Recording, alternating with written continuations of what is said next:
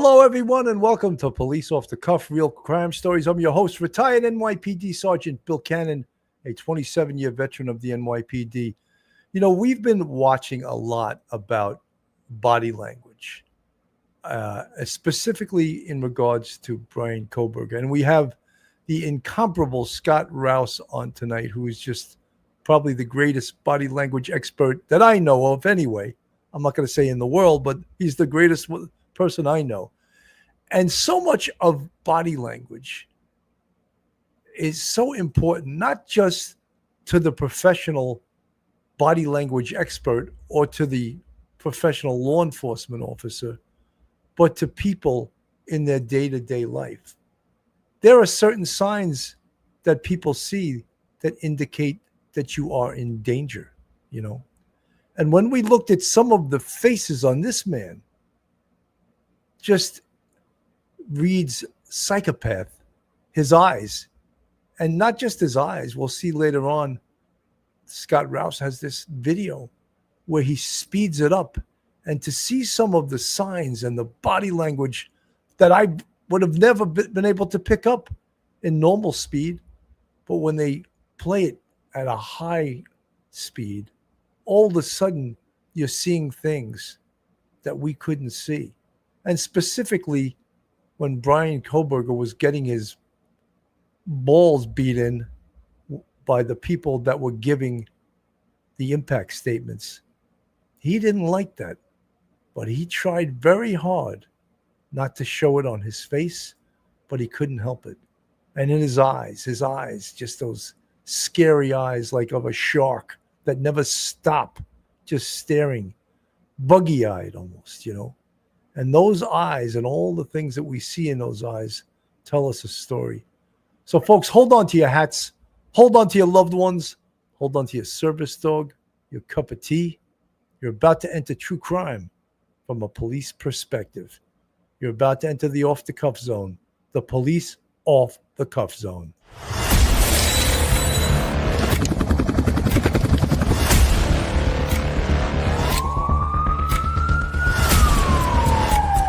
There has to be some common sense.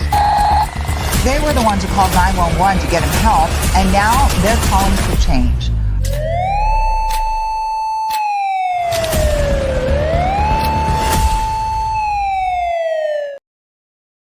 And now a word from our sponsor. FanDuel is a legal and regulated online sports betting platform operating in the United States. It allows users to bet real money on the outcomes of sports events across major leagues, such as the NFL, NBA, Major League Baseball, NHL, and more.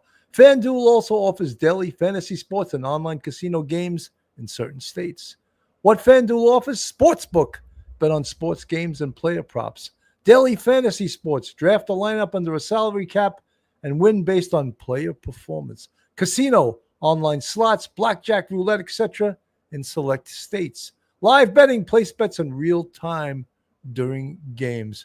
Joining me tonight is, of course, retired NYPD Sergeant, professor at Albertus Magnus College in Connecticut, attorney. Welcome to the show, Professor Mike Geary. Welcome, Mike.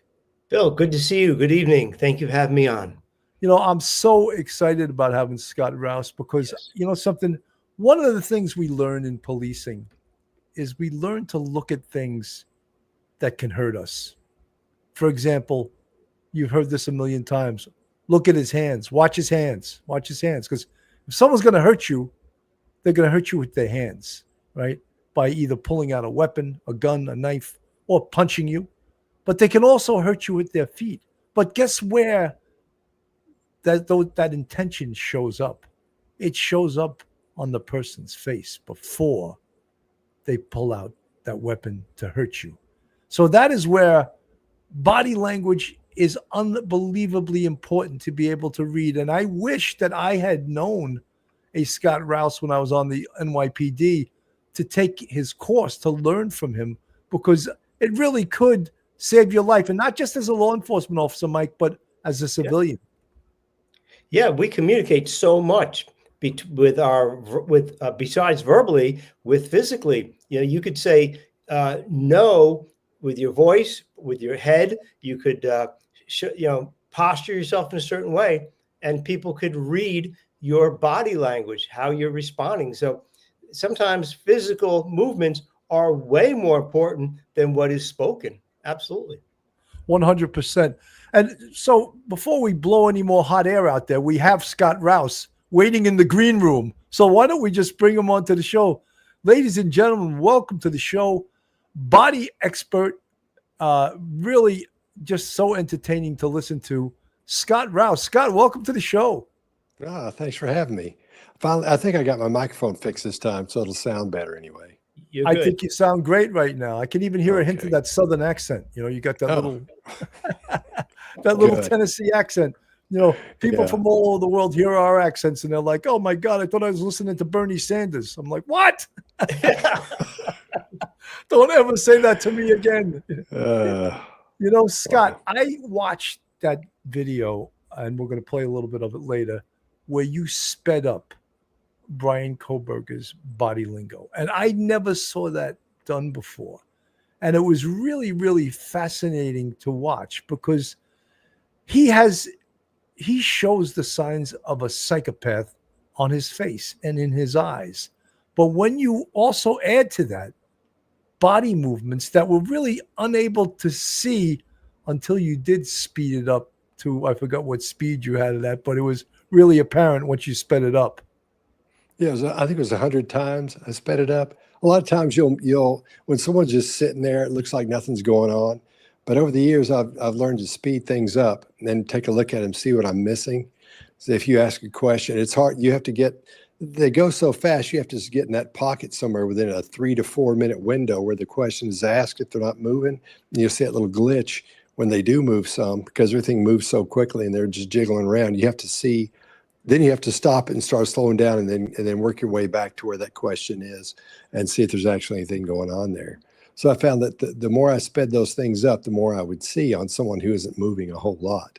And if you get someone who even does move a lot, it looks differently at that speed because you see so much more happening in that squished amount of time. You know, if you're asking about, where were you there? Were you there before then? What were you doing after that? You can see their movements and the way they breathe and how fast their eyes move. You can see that those things go up and down in there instead of having to watch them slowly and start trying to make those decisions. Say, was this faster than that? But if you watch them at a fast speed, maybe not 100 times as fast every time, but sometimes I'll go to 20, 30 times faster. You can see these it's almost like a graph. It goes up and down. The speed goes up, speed goes down, speed goes up, and speed goes down. But Scott, other than an exercise, say, of studying someone like Bryan Kohberger, what is the practical use for that? Have you ever used it in a practical sense?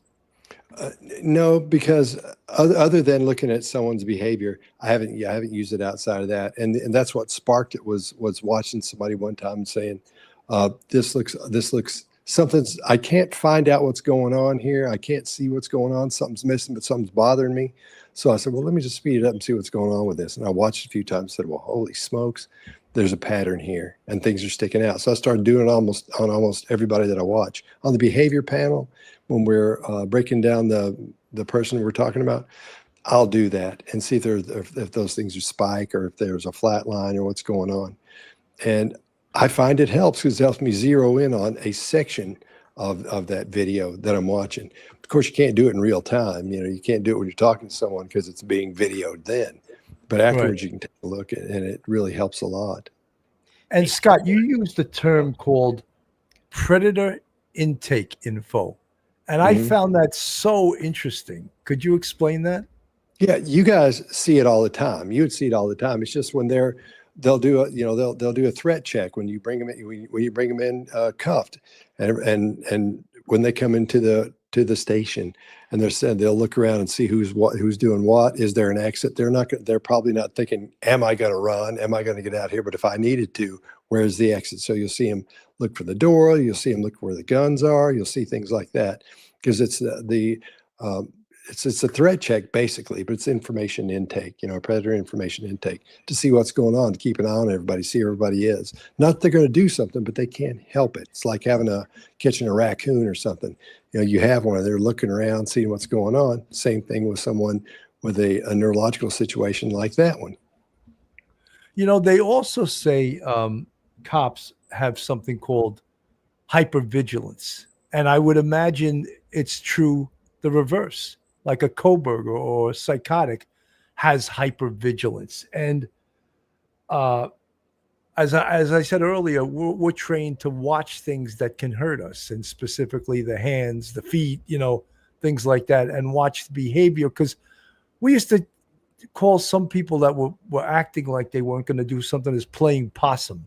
We've seen that too, where they really play like other, and then boom, next thing you know, they took a swing at you, or they're trying to take you down, or they're trying to escape. They don't give any warning signs, maybe in their face, but hypervigilance is also a state where it's not a good state to be in your whole life, because it could cause health problems, Yeah. And I'm sure you've heard about that, Scott. Oh, I'm familiar with it. Yes, very familiar with it. And for example, when you guys go into a restaurant and you always say, "Oh, I want to watch the door." You're not just watching the door. You're watching people walking around. You're watching people outside. You're watching people come in. You're seeing who's leaving, who's going to the bathroom, what they look like when they come back from the bathroom. Is there anything, is there anything in their jacket? Is there anything and it looks like you're just having a conversation. You're talking with somebody, but your eyes will kick over as you talk, and you'll look back, and you'll see that person again, and you'll clock them and see what's happening with them. And you want to see if anything's poking out on them. You want to see where the weapon is, if there is one. You're checking all those things, but you can't help it. It goes into your private life, into your home life, because you're doing it all the time at work, because you get killed if you don't do that. So you Scott, can't help it. Even this case that we just saw in the Devil's Den State Park, where this guy murdered a couple who were walking. Here's a picture of him right here. And he has those psychotic eyes also. And he was a school teacher, 28 years old. And he must have given off some signs in regards to his intentions, because a group of 5 adults saw him prior to the attack on the 2 adults that he murdered, who were walking with their 7 and 9-year-old daughter. And they were leery of this guy. So there must have been some warning to this couple, because the wife ran off with the 2 girls to save the 2 girls, and she did, and then came back to help her husband fight this guy, and she lost her life also. What a stand-up girl, right? Can you imagine that? She runs away with the kids, saves their lives, and comes back. How many people would actually do that? I don't think many. Right? No. Yeah, that's hard. One thing is, I would imagine, I could be wrong because I don't know the backstory on any of that, but the first people to usually see something's wrong with someone like that, when you spot someone who isn't neurologically sound, let's say, and by that I mean with psychopaths, quite often they're what's wrong with them is their frontal lobes or parietal lobes. A lot of things aren't working the way they should be working, so they look and they act a little bit differently. The amygdala don't function properly. They're either missing or they're just not working, or there's something wrong, they're damaged, something like that. And women will pick up on that quicker than men will. I don't know if you all have noticed that at work, but women will see these things. I call it, everybody calls it women's intuition. Right. But that's the difference in what women see and what men see. We get a gut feeling. So that's why we think we know everything. But women, it takes them a little longer. But boy, they can spot something. And when they do, they don't know what it is, but they know something's not right. And I would venture to say that if it was a group of people and there were women in there, I'll bet you $1,000 it was a woman that said something not right about that guy, and then pointed that out. Because their brains captured. I don't know if you want to go into the nerdy part of that, the neurological stuff. No. I find it fascinating. Yeah. I find it fascinating. Okay. Well, the difference in women's intuition and men's gut feeling. You have a couple of parts of your brain that take in this information, and this is putting everything in just a nutshell. There's a little section of your brain right here called the mid-temporal gyrus, and that takes in all the big movements and big moves someone makes. And then you have another thing right up in here called the fusiform gyrus it's about 1.5 inches in. It takes in the little movements someone does, like you might move your shoulder, your hand, or little movements in your face. And we take those things in very quickly as men. We take in information fairly quickly. We sort through it and bang, here's what I think. Now, women, when they get that information, they take big hunks of that stuff, and they'll get all kinds of this information, and it rolls back to this thing in the back of their head called the locus ceruleus. It's back at the bottom of the brain stem back there. It's about as big as a BB. And it starts sifting through all this information and experiences that she's had before.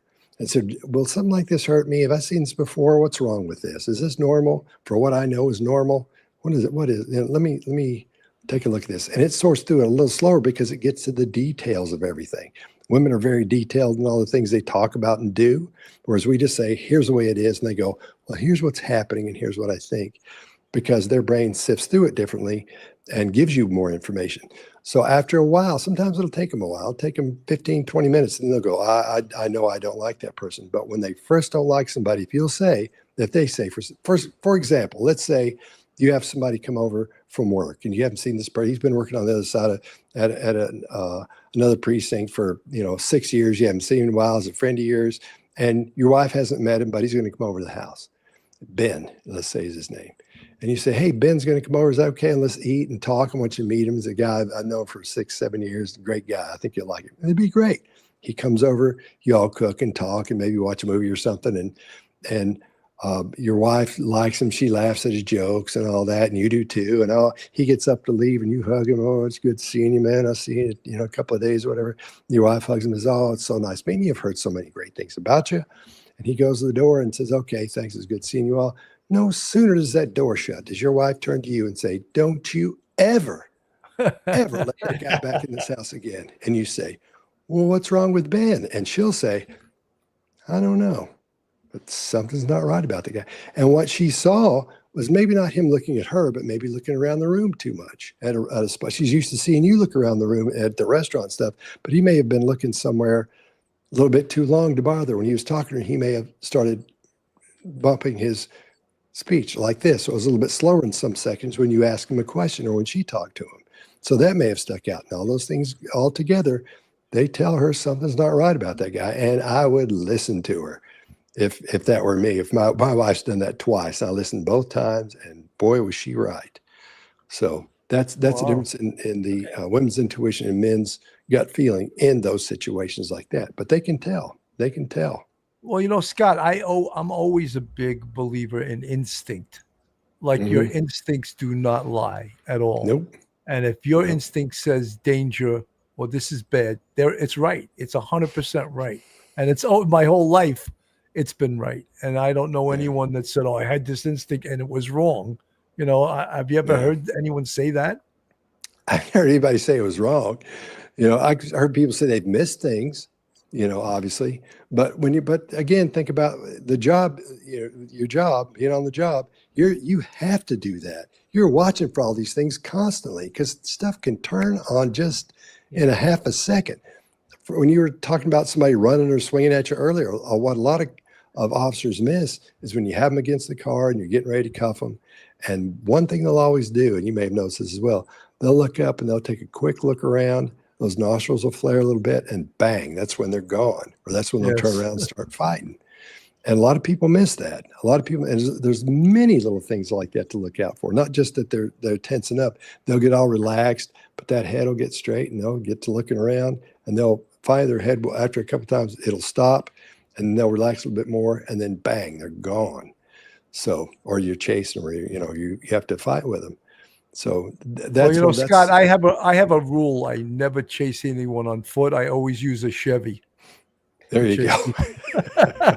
I don't get out of that car. I chase the guy with the Chevy, and I've never lost. I've never lost a race with a Chevy and a runner. Yep. Scott, yep. I just got a question for you. Okay. About when looking at Kohberger, I was watching the tape and preparing questions and things like that. And I didn't realize in the beginning he had leg cuffs on, around his ankles, and he had his arms his wrists were handcuffed also, but they were handcuffed to a belly like chain.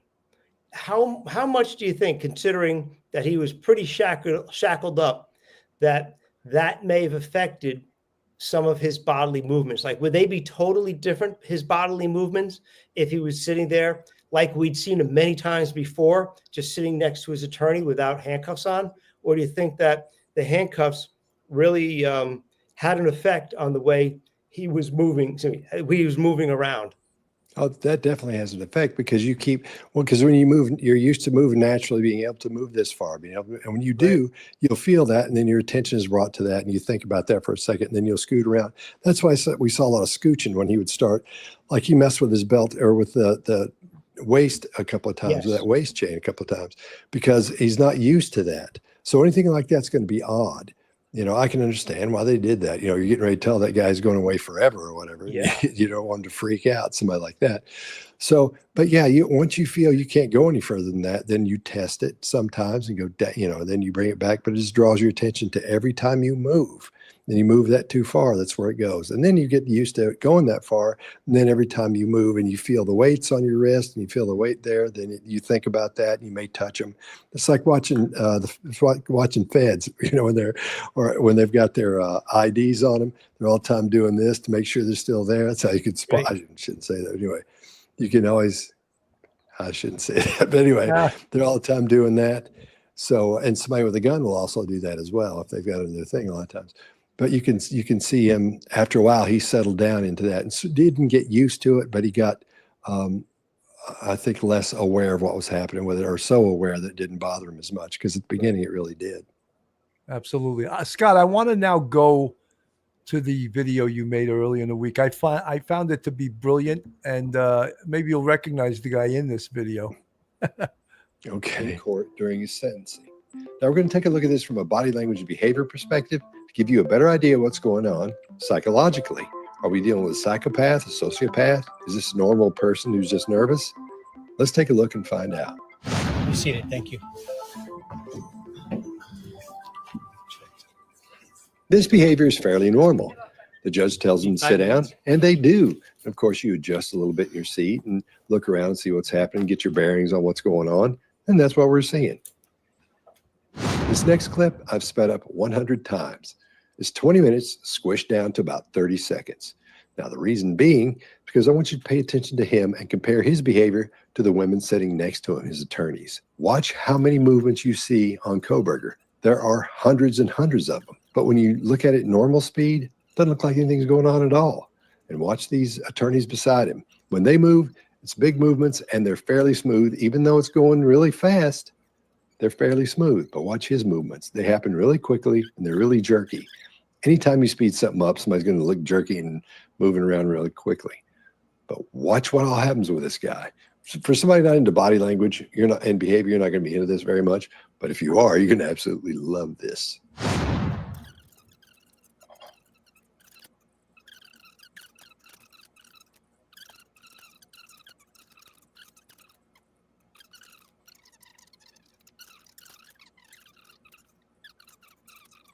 Seems like very jerky movement. Mm-hmm. And you can see this one's fascinating because it's predator information intake. He's looking around the room. That's what we spoke about before. Oh, yeah. Predator information intake. That's an Yeah. amazing concept. Could you explain it again? Because for the people that just came in. Yeah, when a predator, it could be anything from a raccoon to a squirrel, or a squirrel's not a predator, but something that's a predator. Once you capture that thing, it's going to look around and see what's happening. It wants to keep an eye on everybody and everything. Not only a threat check to see if it can be hurt, but can it get out of this situation? Even though from a logic standpoint, the person knows they're not going to get out of there, they're chained up and everything else, they're still checking everything. They can't help it. That's the way that brain works from a neurological perspective. How am I going to get out of this? Can I get out of this? I want to know anyway. I'm sure he was looking at the doors, the windows, everything else. How wide is that aisle next to me? All those things.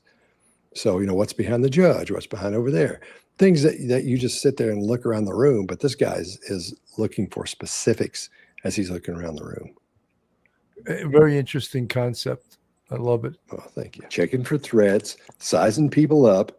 That's what predators do. When no matter what situation they're in, they want to know what's happening with everyone. Thank you, Mrs. Larmy.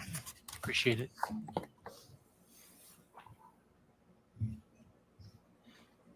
Kohberger just looking around. Mm-hmm. Some people listen to this show, so I don't want Next it to is go. Ben Mogan, the father of Maddie Mogan. Yes, of course. This behavior suggests that Kim Chile was the main target, because watch how he moves when she says, "This is Kim Chile's grandmother." He gets really uncomfortable. Would it be Kim Chile, Apparently, I get this the part grandmother wrong of Maddie Logan? about who it was. Well, it's Madison Mogan. Okay. Because I had that somebody point that out. I was like, oh no, I got the names wrong. This clip is 22 minutes and 5 seconds, squished into less than 30 seconds again. So let's take a look at his behavior. What's he doing? Watch how often he moves. It's like nonstop the whole time. Compare his movements to the attorney sitting next to him on both sides of him. There's a lot more going on with him than them. But again, when you slow this down, it looks like he's not moving at all. And these are victim impact statements. So he's hearing what bothers them, why they hate this guy. They're telling him why and what he's done to their lives. It's the most horrible thing you'll ever want to do or see somebody do. And we're seeing how it's affecting him. This is from her aunt, Tammy Butts. You in the cloak of darkness made a decision to turn our whole family's world upside down forever. This one nails it, because he says, when you decided in the cloak of darkness to turn our family's world upside down, watch what happens. You in the cloak of darkness made a decision to turn our... His arms come in. He's starting to close off. That means that bothers him. Now you can say psychopaths don't feel that. They don't have those feelings. However, when you're dealing with an ego, which is all a psychopath is really, it's just an ego running around trying to please itself, you can affect it. You can make it angry. There's all kinds of things that can happen when you start touching on that ego. You in the cloak of darkness took our Kaylee J. Gonzalez away from us all without hesitation. Never have you shown any remorse or regret. We just get creepy, non-expressive stares as you have your team of women defend you. Kaylee was a strong, kind, fun-loving, caring person, and she will greatly be missed by all her family and friends for the rest of our lives. She had goals in life that you took from her and us. We lose on watching her enjoying her life, working hard and building the future she wanted. She was ready to start that after college life. You in the cloak of darkness took it all away. Again, this one's getting to him, because watch what happens when he puts his arms back up on the chair. He's squished down a little bit. He's getting shorter. He's turtling. He's making himself smaller. This makes him look bad. That's why it bothers him. And with a psychopath, it's the highest form of narcissism there is.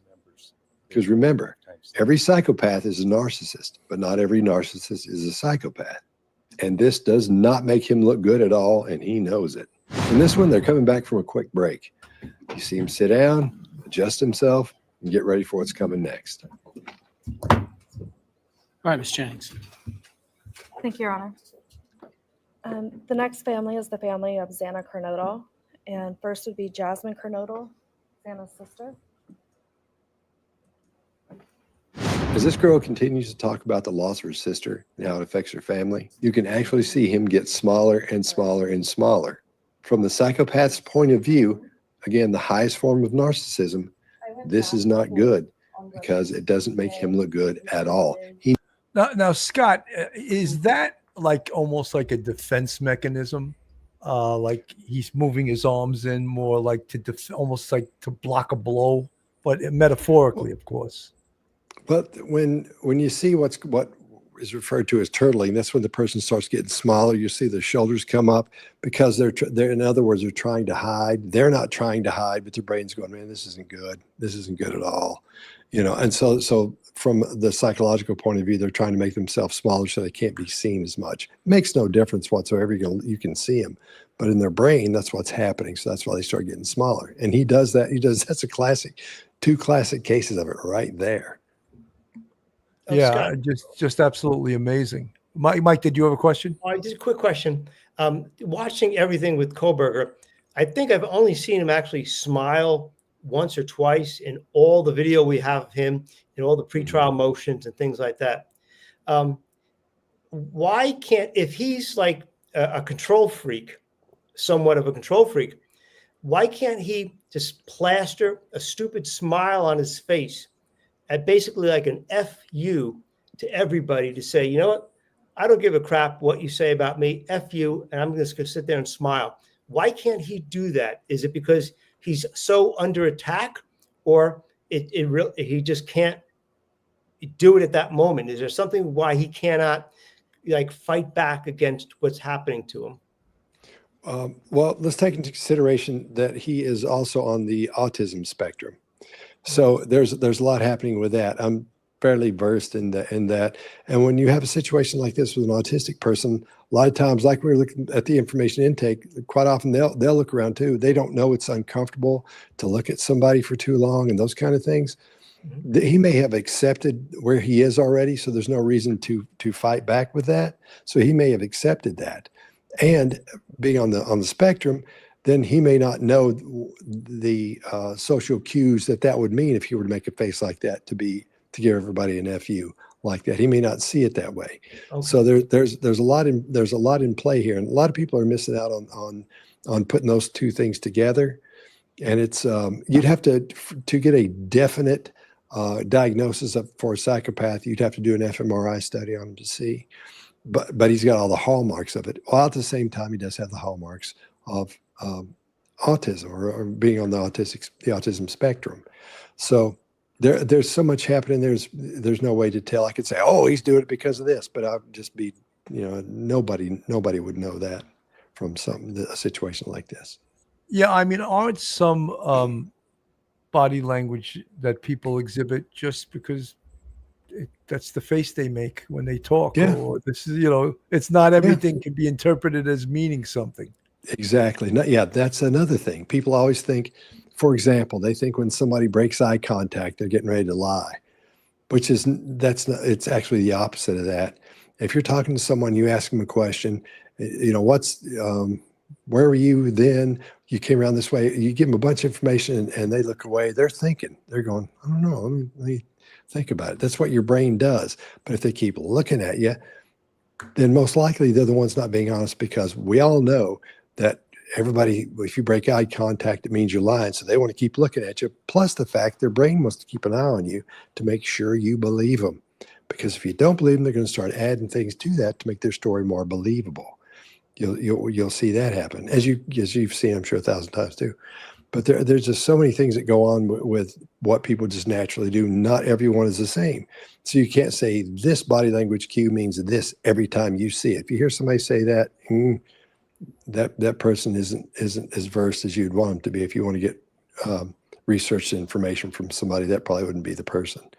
So, well, it's just like certain movements could be just indicative to that person, how that person reacts to certain situations. And as you say, not a universal sign that means something specifically, right? Exactly. And I think that people that interview people and interrogate people for a living, they recognize that. They recognize those signs, and they know not to just, make it a single sum thing, that this means this no matter what, and it's got to be interpreted in the context of the question, in the context of who you're speaking to. Yeah, you have to take everything into consideration, what's happening in real time. But there is training out there that still goes against that. And they still say, when they do this, it means this. And that nothing bothers me more than that. Nothing bothers me more than that. For example, everything that I talk about or say this is this, this is that, all my stuff, I can go back to the matrix with you on anything I talk about. Who said it, what university it's from, who did the studies, those kind of things. Because if I was to give you information, if we're doing a training and you write that down, go, okay, I've got to remember this. That may get you killed or somebody else killed because you think, oh, they're not doing this, so I don't have to worry about that. I don't. That's not a red flag for me. So So I'd like to make sure everything I know is studied. I don't go outside of that.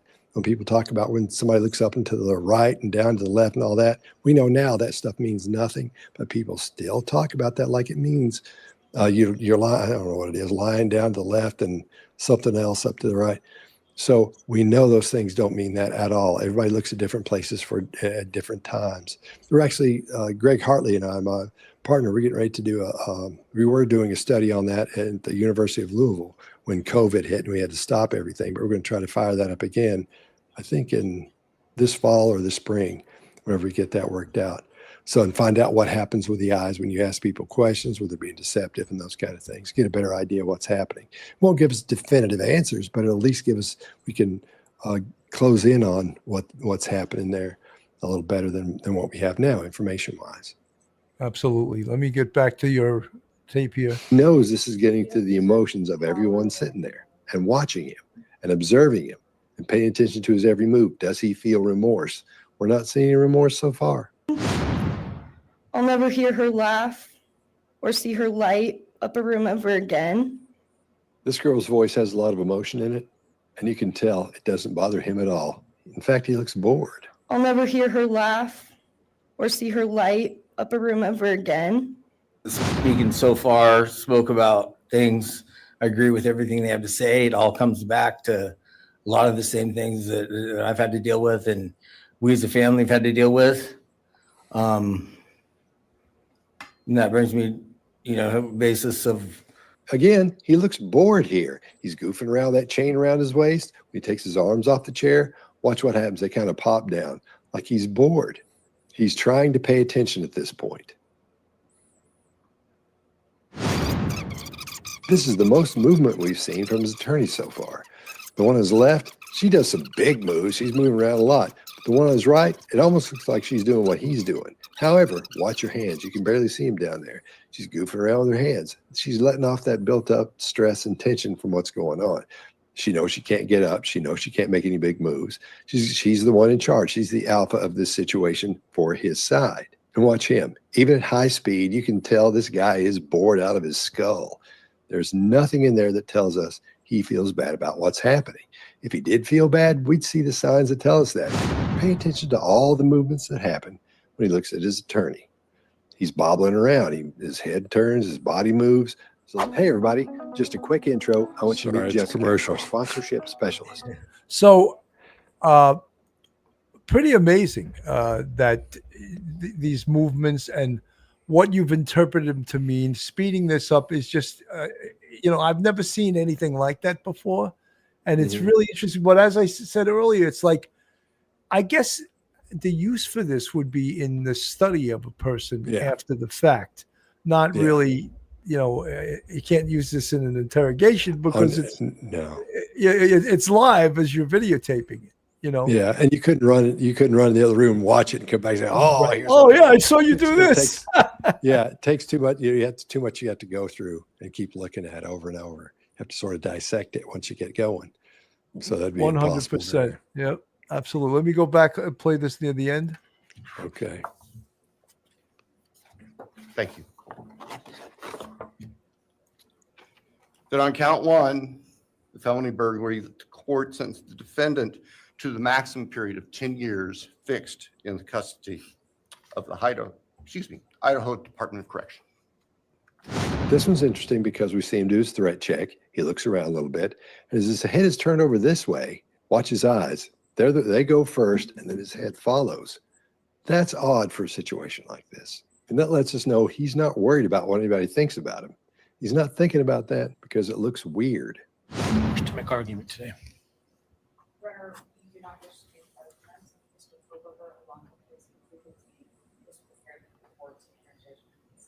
This is the part where the judge says to Kohberger's attorney, do you wish to make argument? And in other words, she says no. Then when he asks Kohberger if he has anything to say, Kohberger says, I respectfully decline. So he doesn't want to fuss about this either. All right, Mr. Kohberger, you have an opportunity to make a statement if you wish to. I take it you are declining. I respectfully decline. But check out how awkward his body language is. His chest comes forward first. I respectfully decline. We don't see any kind of facial expressions whatsoever. It's that same old blank, expressionless face. I respectfully decline. I want to show. Scott, that reminds me of when I would have a perp on the car or something or on the wall, and he would be calling me sir too much. And to me, that was like a warning sign. This guy's either going to try to jet or he's going to take a swing at me, And when I got too many sirs, I usually slap the cuffs on him, even if I didn't have probable cause yet, just for my own safety, Sir, this side. Dude, you never called anyone sir in your life, so don't start now, And that's really comparing Kohberger doing this right now. I respectfully, he doesn't even know what he murdered 4 people. He's using the word respectfully. And I'm sure that's what his attorney said. Here's what you say when it comes up. Just say this. And that's it. He's like, okay, that's what I'll do. I respectfully decline. I just, I wanted to also show, because I find this video here fascinating. And it was one of the stops, I believe, by the Indiana State Police. And I also feel that his father knew exactly what he did on this whole ride. I really don't think the father he 100% knew. Let me just play a little bit of this.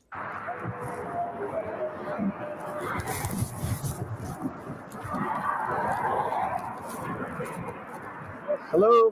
How you doing? How y'all doing today? Good, good. Take a look at your driver's license real quick if I could. See, he's right up on that van, man. He was right up on the back end of that van. Pulled you over for tailgating. Is this your car? Okay, cool.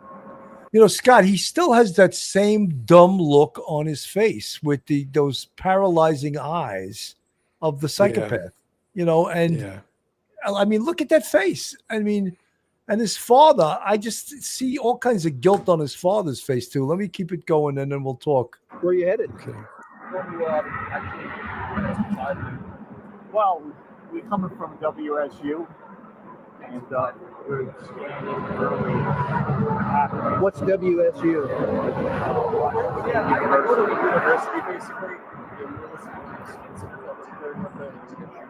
That is watching everything. So we're okay. I'm having a hard time hearing you because of the traffic. So you're coming from Washington State University, and you're going where? Oh, We're going to be going to Pennsylvania. oh, okay. Yeah. So we're slightly punched because we're driving for hours. Hours, days. Hours to drive. Well, almost a day. I mean, I find it really sort of suspicious. First of all, I believe, and I think it was confirmed by some people, that the Indiana State Police were told to pull him over. There's no way he just, let me pull this guy over for tailgating. The FBI was in contact with him, and they pulled him over probably to see if he had cuts on his hands, to look inside the car, that type of thing. But the body lingo, I think, not just from Bryan Kohberger, but from his father, was very suspect, in my opinion. Your thoughts, Scott?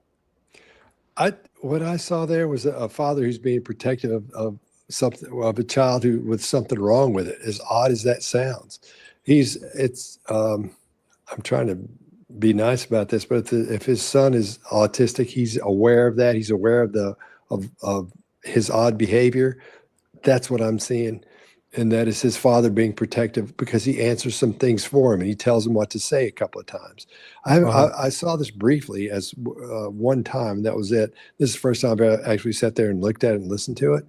And that's what I'm seeing, is the father is being sort of protected. So that's what you're seeing is the father being protective over the son, because we're not seeing any concern in his eyebrow or his expressions or anything. And usually when you see that, the mouth will close in a situation like this, but his mouth is open but again, everybody's different, like we were talking about earlier. But I'm not seeing anything that would fire off anything that says he would know something other than he knows something's wrong with his child, that he's trying not to cover up, but he's sort of being that protective father so his son doesn't look goofy. Maybe that's what it is. Yeah. Scott, I was looking at the video, we've watched it many times.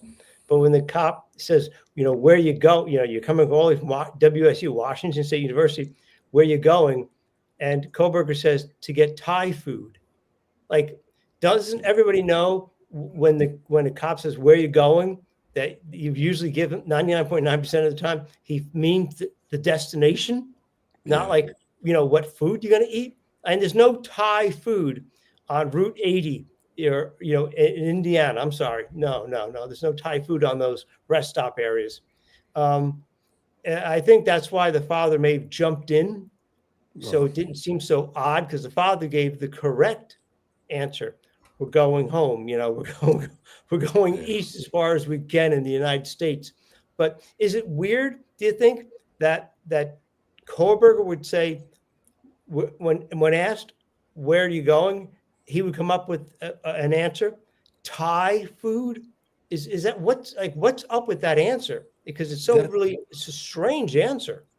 With autistics, they're very specific. They get super specific on things. And so I'm sure they're looking for somewhere to eat. And they decide they get Thai food. If we see anything, let's pull over. So, or maybe they've got a place back home they go to, who knows? But that's why I would say the specifics on that, they pinpoint what they're going to do next, what's happening. They're very detailed. A lot, most of them anyway in that situation. So that's what that'd be what I thought about that.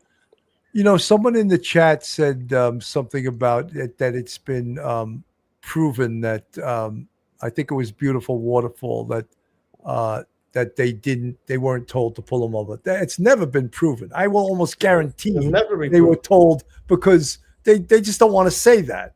But there's no doubt the FBI told the Indiana State Police, pull him over. No big deal, but they just didn't want to say that. So that went out as the narrative. Law enforcement doesn't always tell the truth, for specific reasons, to protect the case and protect their story. So, I mean, some people may be baffled that people can lie, but there's no doubt in my mind the FBI told the Indiana State Police, pull this guy over. This is the license plate number. This is the car. They were following him when he came in. There's no doubt. Anyway, that's not a big deal, but many people just think that that becomes the narrative, and that becomes the truth. Let me just go to a quick commercial. Folks, if you're not subscribed, hit that subscribe button, give us a thumbs up, hit the like button, share us with your friends and your family, make comments. And we are now sponsored by FanDuel, an American gambling company, offers sportsbook, daily fantasy sports, horse racing, and online casino services. Founded in Edinburgh, Scotland in 2009, it became as the news prediction site HubDub before transitioning to its current services. FanDuel is partnered with the NFL, NBA, WNBA, Major League Baseball, NHL, and the PGA Tour, and operates FanDuel Racing and FanDuel Faceoff. They are our newest sponsor, FanDuel, and you can go on that site, and they're supporting police off-the-cuff real crime stories. So there's another part, and I think, Scott, you're actually also on this, and I'll show. I mean, you got around last week. You were getting on all the shows, I think, this was from News Nation, but this was one time, it was right around the murders, I believe. He was pulled over. Speeding months before the murders. Now, he was driving that now familiar white Hyundai on the Pullman-Moscow highway in August of 2022. Take a look through the lens of a deputy's body cam. Hey there. I stopped you going a little fast. You didn't realize this is 35? Oh, it's 35? It is, yeah. So you're going 41? Yeah, 43 is what the radar said. Sure. Oh, yeah. Do you have your license, the registration, insurance?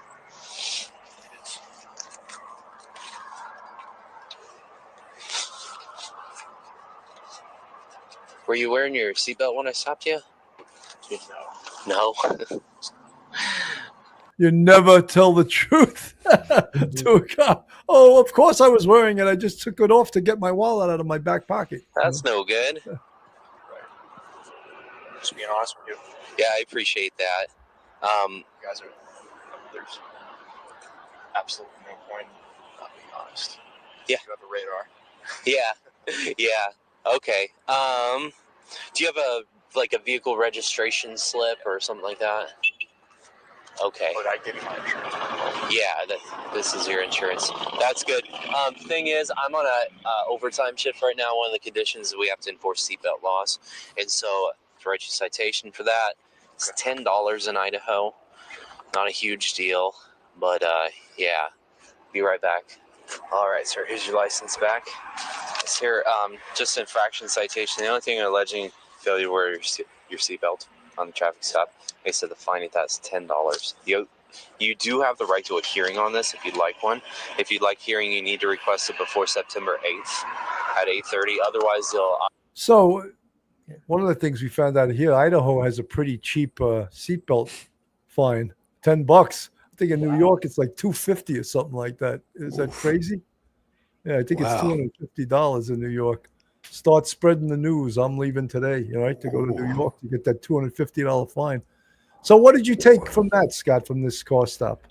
Again, I think a lot of the autism things are popping out there, being specific about things he wanted to talk about. He's trying to connect with this guy anyway, because he wants to make that connection. So it brings the stress down a little bit. So he feels like he wants to let the officer know, what's happening. But at the same time, he wanted to be in law enforcement. That's what he was studying in school. As he studied serial killers and things like that on the side, he was also studying law enforcement. And he wanted to be in that world, so he's trying to talk to him like he's in that world. So you've met those people that are I'm going to be a cop one day, but when they really mean it, you can tell, and you can tell you've got that weirdo who just wants to be up in it and learn about it for whatever reason they will learn about it. And I think that's what we're dealing with there. That's what we're seeing there is the person who wants to be involved with it and know the lingo and do things without actually doing anything in it. Well, we call them buffs, guys that are just buffing out. They just want to. They're cop buffs, people that want to wannabes, and sometimes you see even people, they'll buy like the FBI light for their dashboard, which is illegal to have if you're not a cop, or they'll buy all kinds of cop paraphernalia, and they'll try to like live that life. So, and some that really get carried away will even get arrested for impersonating an officer because they start doing car stops and they start getting really crazy. Oh yeah, I've seen we've had those before, YouTube. right, Mike? At my precinct, yeah. Oof. Absolutely crazy. Yeah, they got the gun and everything. They got the whole full uniform. I've seen that one guy that goes around. He's on a motorcycle. He's pulling people over, and I don't know if he gives them tickets or what, but I've seen him pulling them over on YouTube, and they keep arresting him. But I don't know why he gets to keep everything like that. Geez, and what's he going to do if something happens? What if he runs up on something and something really happens? He's not trained for that. He's going to get killed. Absolutely crazy. Scott, I don't know how much you've heard of this story of the Devil's Den State Park, the murder that happened there, where I alluded to it before, where this 28-year-old elementary school teacher who had 3 jobs in as many years was going on his 4th job. So there was obviously some problems with this guy. But it sounds almost like, how in the clergy, when priests or other members of the clergy get caught doing something, they won't do anything. They'll just transfer him. That sounds almost like what they were doing to this guy. They weren't firing him. They were letting him resign and not putting any notes in his record as this is why we're not, he's being removed from our school. And well, obviously I don't know anything about this one. I try not to, being, having a channel where we look at all that stuff and doing the training, you'd think I'd be into it, but I try to stay away from those things that deal with little kids. I don't like those at all. Right. You know how it is. So I haven't seen anything on this one. What did he get fired for? Do you know? Well, they said it was inappropriate behavior with young female students, but it didn't cross the line. But it was inappropriate in the way he talked to them. Had 1 or 2 of them sit on his lap, that type of thing. And instead of them, I don't know how much more severe they could have just fired him, but instead they let him resign, which sort of gives you a clean slate for the next position. And they said the reason they gave was his classroom management was the reason they gave for letting him go. And this is what he looked like when he was arrested. And some clear signs, I think, even in his face of what you would call psychosis, that he absolutely has traits of a psychopath. And to go into this park where families would go with their children on hikes, and specifically, it seemed like he targeted this couple because they had their 2 daughters there, 7 and 9. So was that the real target of his ire, of his intention to kill someone, or was he going to try to kidnap these 2 young girls? but instead he killed both the mother and the father for like really no reason. I mean, just inexplicable as to why he did this. Yeah. Well, okay, let's talk about people always talk about sociopaths, and they say, what's the difference in psychopath and sociopath? Can we talk about that for a second? Yeah, absolutely. And because I think that'll help a lot with this. What people term a sociopath is a person who has a lot of the same things happen with them that a psychopath does, except they're neurologically, they're sound. Everything's working the way it should in their brain. Right, but they've grown up with an alcoholic parent who beat them all the time, or could be an alcoholic parent or whatever. They get beat up all the time. They see really horrible things in life. For example, let's take ISIS. The people who are in ISIS. A lot of those people, they say, "Oh, they're all psychopaths." No, they're not all psychopaths. A lot of them you're dealing with more on the sociopath side of that, because they're as children, they're seeing their father kill their sister or stomp little children to death in the street, things like that. They'll even let the son kill somebody for their religion and all that. So you're dealing with someone whose emotions were never allowed to develop when they're little. Nobody ever said, "Oh, don't kick that little dog. That hurts him." You know, what if you got kicked? Nobody ever introduced that to them. So they have none of that. Whereas a psychopath, and even though they may have grown up with that and been introduced to it and had a chance for their emotions to flourish and grow and all that, they can't, because their amygdala is messed up, and those parts of the brain we talked about earlier are messed up in a nutshell. So they can't do that. So you're dealing with that nature versus nurture thing. Nature is the psychopath. That's one's born that way. There's no way they'll ever feel empathy. There's a difference in sympathy and empathy most people aren't aware of. Sympathy is where you feel sorry for someone. I'm so sorry that happened to you. But empathy is where you see somebody hit their thumb with a hammer and go, "Oh man, I'll bet that hurt." Ow. You can almost put yourself in their place and know how that would hurt. So the psychopath has none of that, neither sympathy nor empathy. Whereas the sociopath, at some points, they may have a little of those, because that's going to be in all of us if you have a normal neurological makeup. And being a human, you're going to feel sorry for some things and some you're not. The psychopath will have a history of things they've done from when they're little up to the age. Let's say this guy is, what did you say, he was 28 years old? 28, yes. Okay, then in his background, there would be a lot, drug and alcohol abuse. He'd been arrested a bunch of times. He wouldn't be able to have a job like he has because of his record, because psychopaths are all the time getting in trouble for things like that. Cruelty, really a lot of cruelty to animals before they graduate to humans. You'll see this trail of just stuff they've done their entire lives. It's not just one thing after the other, but you'll see a section of it here and a section of it there. But once you look at it, you say, "Oh, that's where you just came right to this path. That's a psychopath." Whereas the sociopath, they have these violent outbursts. Psychopaths can too, and they do too. But there's a lot of times will be planned out if they're going to be killing people. Whereas the sociopath, a lot of times those are just hardcore criminals, and they get, they'll stab somebody in a bar, and that's why they'll go to prison. They go to jail. They go to prison early. Those guys, the sociopaths, because they can't control their emotions. They can't control anything, so they blow up. That may have been what happened, because a psychopath would plan something like that, whereas this guy just happened to run into him on the trail, from what I understand, and just ended up killing both of them like that. And a psychopath wouldn't let that happen. They wouldn't be that way. So I'd be more in the impression we're dealing with sociopathy than psychopathy when it can in a situation like this. Is the way it's been presented is that to me. mostly, Scott, because A, he could hold a job, B, he sort of fit in till he didn't, and then, but isn't it what made him on this particular day, which happened to be last Saturday, go into this park, this Devil's Den State Park, and stab two adults to death? What made him on that day do that? He may not have planned it. He may have just, for whatever reason, the man may have said something to him. They may have gotten into it a little bit. No, he planned it, Scott. He planned it because he did something premeditated. He put tape on his license plate so that the license plate readers and witnesses would not be able to ID his plate. So it was absolutely premeditated. So that is.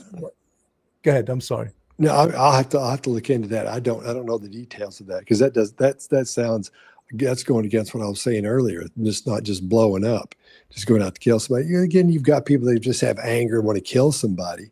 But do we know if he was going to? Of course, we don't know yet if he had targeted those people ahead of time or just anybody he was going to kill.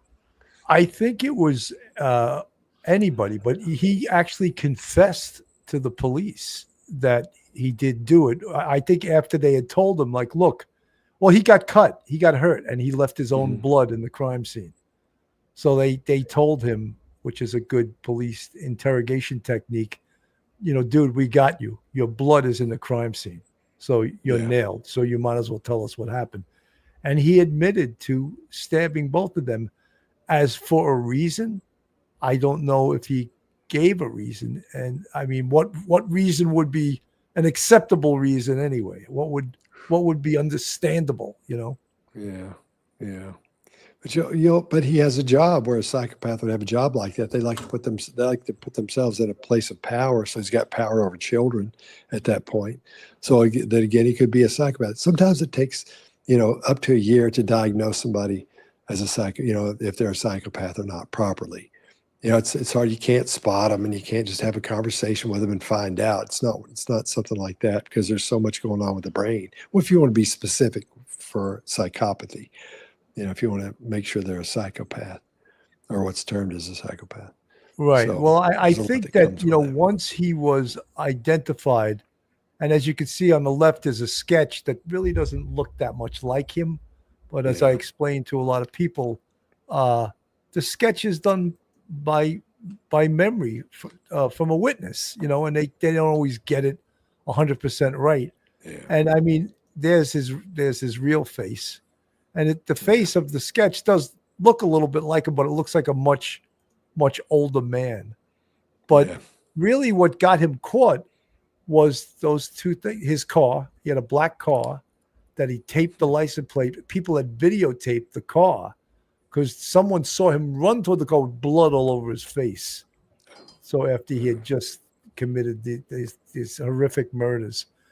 And that's how they caught him. And the DNA in the crime scene, his own blood, and probably his blood on the victims' bodies, nail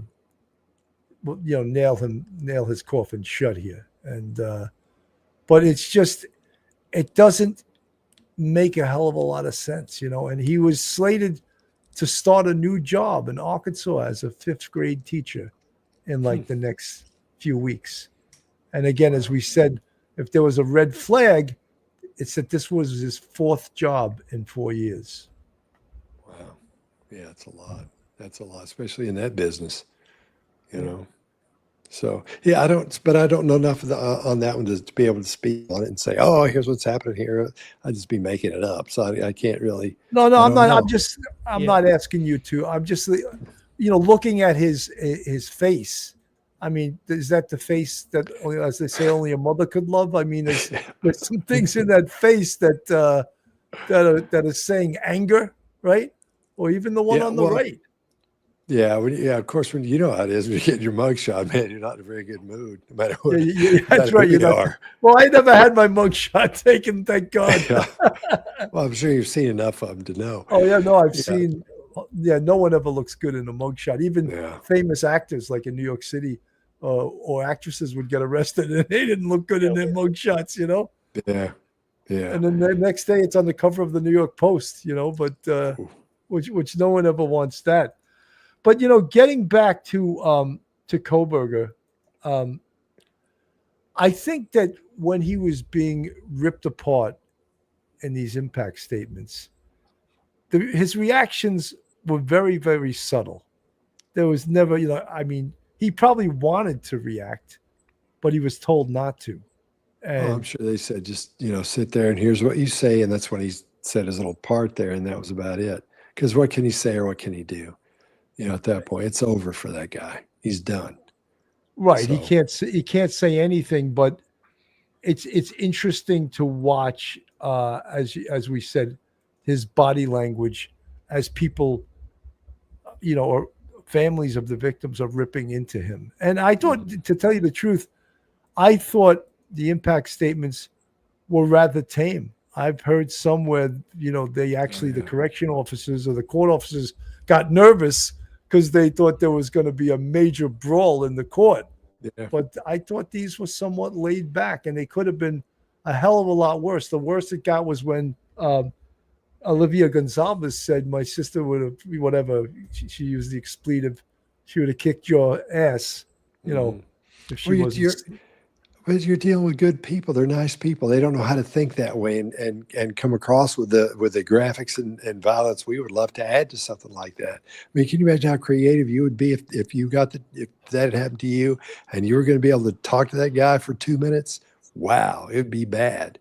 You know, but they're not those kind of people. They're just sweet people that, you know, that aren't used to that. Never Are you seen that saying I'm a before. bad guy, Scott? No, but I'm saying that you know what bad is. So you've seen it. Bad. Yeah. Bad to the bone, So, right? yeah, you're Scott, familiar with it.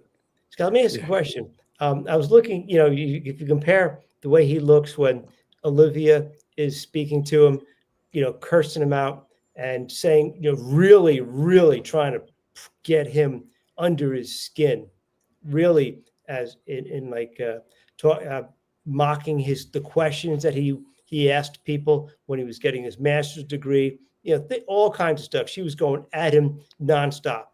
And then you see Dylan Mortensen get up there, and she was, instead of going after him nonstop from a position of power, she was just saying, you know, how much she has suffered.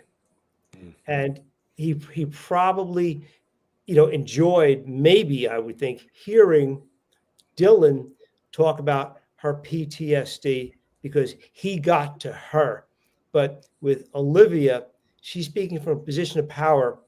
At this point in the proceedings, he's got nothing to lose. Why do you think he's able to actually rein in his needs and maybe desires to say, F you, go to hell? Because he could do that, and there's nothing they could do to him. But at the same time, he has such control over his emotions in court, even though there are certain movements giving him away.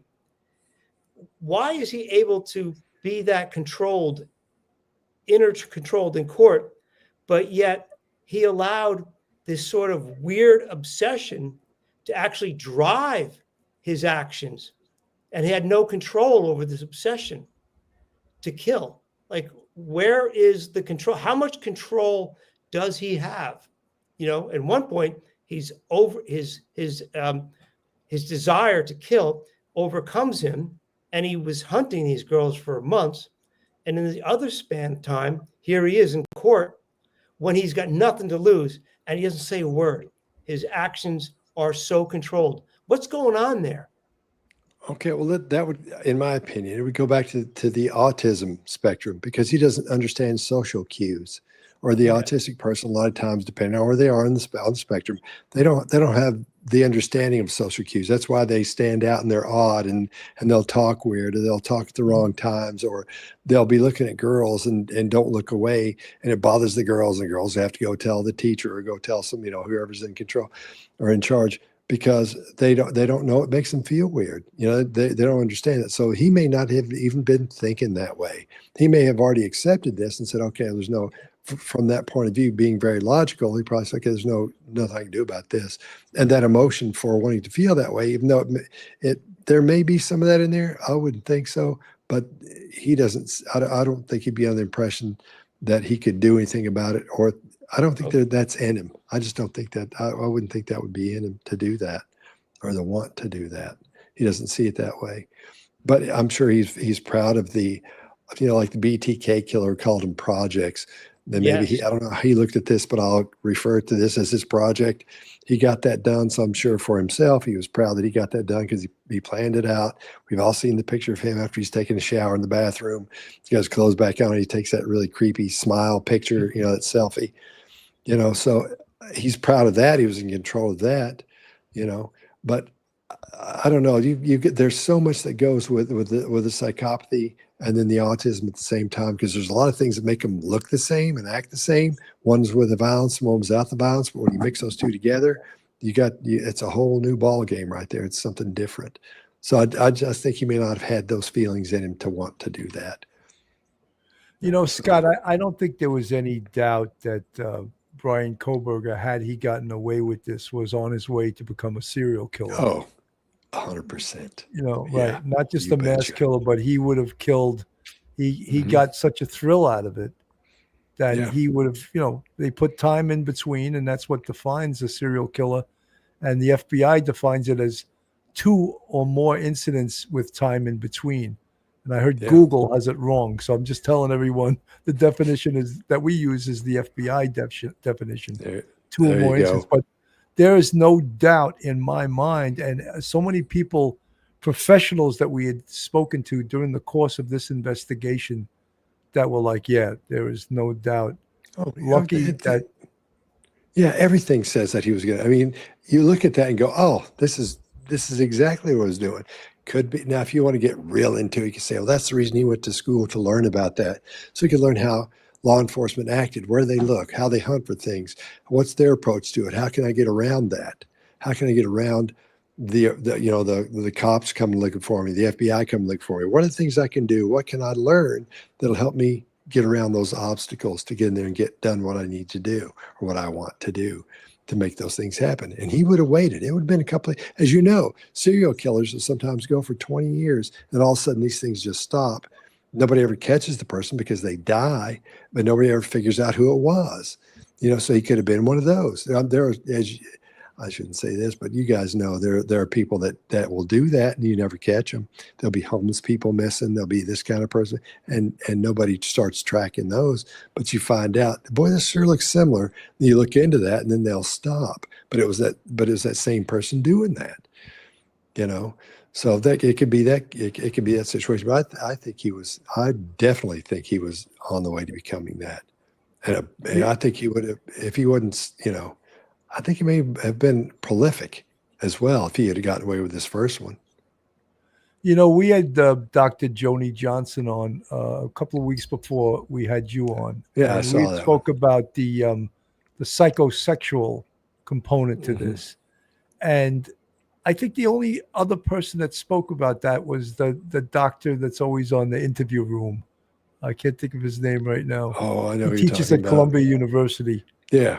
I know who you're talking about. And he spoke about that too. And I hadn't heard that, but I heard about it after we did our show, but I felt that was the motive. People were always saying there was no motive. We'll never know. That was the motive. He was psychosexually involved, and that's why he did these murders. He didn't know there was going to be Ethan Chapin up there. In fact, he didn't know there was going to be 3 girls up there. He was targeting Madison Mogen. And there was a psychosexual reason for that. And that Dr. Gary Bricado, right? That's the guy he's a brilliant guy. I've never had him on the show, but he's real smart and he knows this stuff. And to me, when everyone was saying, we don't know that was the motive. Take it from us. That was the motive. What do you think about that, Scott? Well, see, I'm not a psychologist. That's completely out of my purview when you're talking about that from a psychological point of view. So my whole thing is psychopathy. I'm as horrible as it sounds, I'm fascinated with those things. So that's where my focus is. So the other stuff, that's out of my purview there. I really don't get into all those. So Right. I don't know. That's a whole study in itself. That's why those people are specialists in that. Well, we also spoke to FBI profiler Jim Clementi.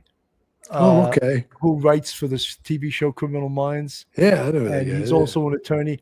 He agreed with us too. So I got that special PhD from the street. We used to say, I have a PhD from UCLA, the University of the corner of Lenox Avenue and 125th Street. That was where the university was born.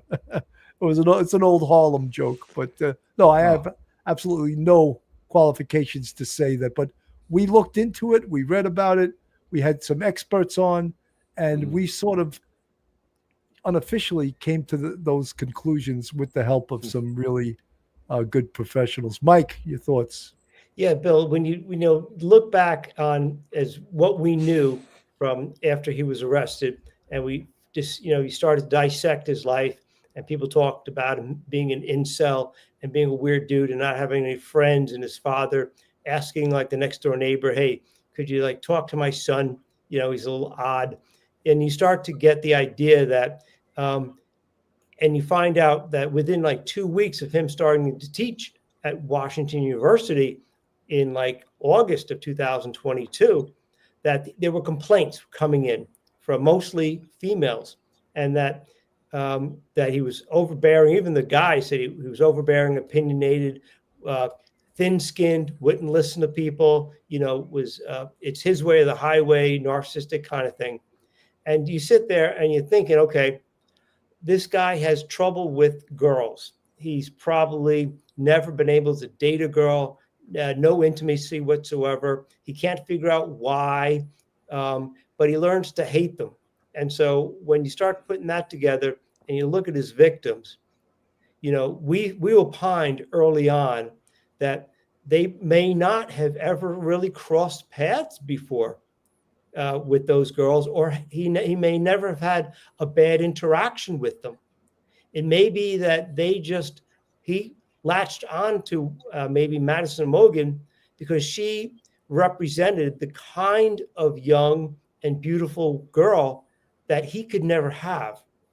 And then I think he was going to make one girl pay for the sins of all the other girls that came before, and he was going to execute, symbolically kill the kind of people who had rejected him. So we started thinking that way.